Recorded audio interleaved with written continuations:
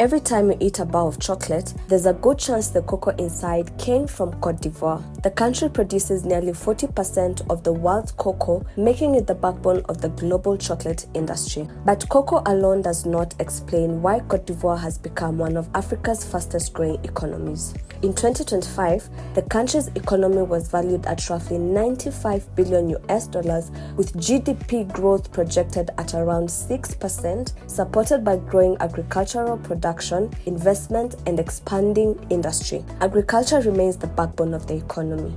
Beyond cocoa, Côte d'Ivoire is one of the world's leading producers of cashew nuts, a major exporter of coffee, and also produces significant volumes of rubber, palm oil, and bananas. Together, agriculture contributes roughly 1/5 of the country's GDP and supports millions of jobs across rural communities.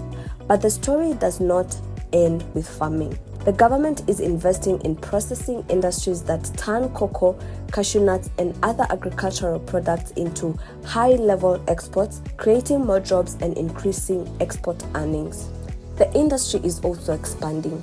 Manufacturing, construction, and energy projects continue to attract investments, while the port of Abidjan, one of West Africa's busiest ports, serves as a major gateway for regional trade, connecting landlocked countries such as Burkina Faso and Mali to international markets.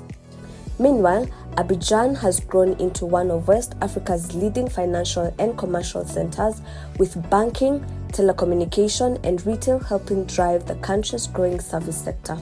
Of course, challenges still remain. The country is still dependent on global commodity prices, while climate change continues to pose risk to cocoa production and rural livelihoods. Côte d'Ivoire's economy is no longer driven by cocoa alone. Agriculture, manufacturing, trade, finance, and infrastructure are all contributing to the country's economic growth.